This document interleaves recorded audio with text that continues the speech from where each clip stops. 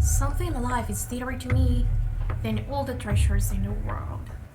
With this phrase, we open up the conversation of this video, which is about one of the Grimm brothers' tales. And its name is Rumpelstiltskin. I will tell you a story that echoes in the German folklore, and in some ways, even in ours. Those magical, mysterious, and powerful beings with imp-like or childlike features are usually described as playful but mischievous creatures.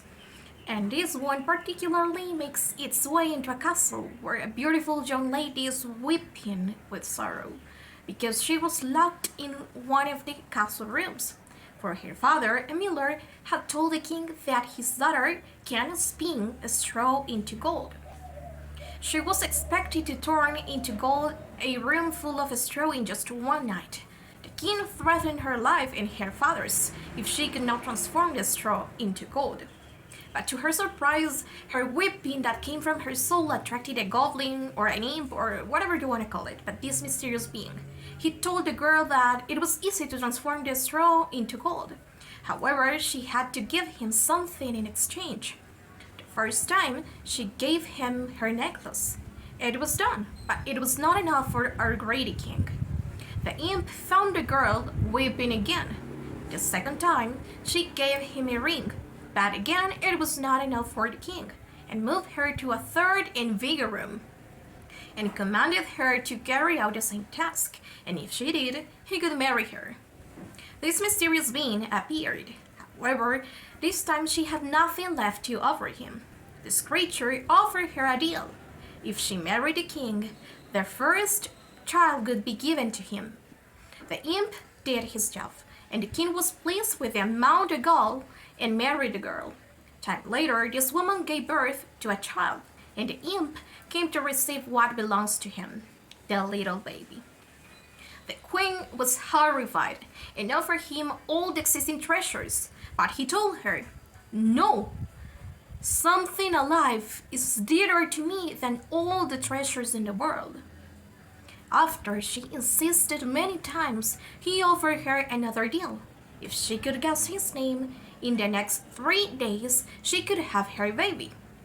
The king and the queen sent their servants to gather all the possible names. The first and second day came. Caspar, Balthasar, Melchior, and there was not correct answer. The next and last day, one of the servants was walking near the forest, where there he saw a house with fire, where he saw a little and weird man dancing and singing the following: "Today I bake, tomorrow I brew, till next I'll have the young queen's child. Ha! Glad am I that no one knew that Rumpelstiltskin I am style." The queen got the name. Rumpelstiltskin appeared. She told him a couple of wrong names, and he was quite happy. And suddenly she told him his real name, Rumpelstiltskin.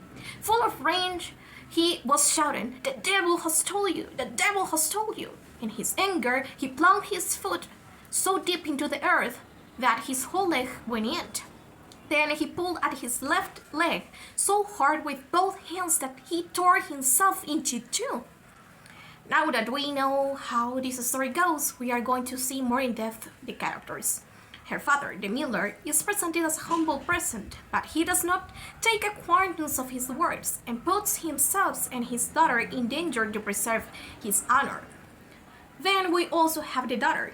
From my point of view, she is a victim of the circumstances. She seems to be helpless and hopeless between the devil and the deep blue sea. Telling the truth equals to die, and waiting also equals to die. She decided to wait in there. She could not think more about the present, so she forgot about the future and the possibilities.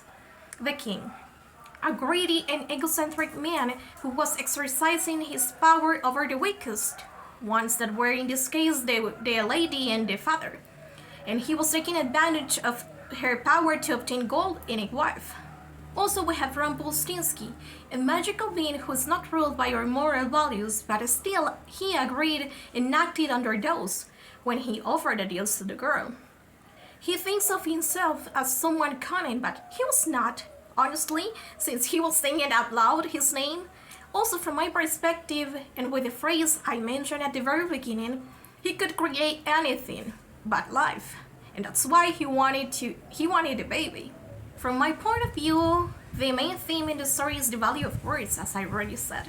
The impact that they have in our lives. When to say something, how to say it, and how accurate we say it. The Miller's words created this unfortunate situation, and the ones that were not said boosted. And once you say something, are you willing to act in the way that you said? The imp did, and even if he was taking advantage of the situation to obtain the queen's baby, he made his part of the deal. But just as Miller, the queen did not think of the side effects of her words, and she just accepted the deal. Also, she never clarified that she was not capable to turn it into gold, that type of stuff. So, have you thought of the power that words have? Thank you so much for watching.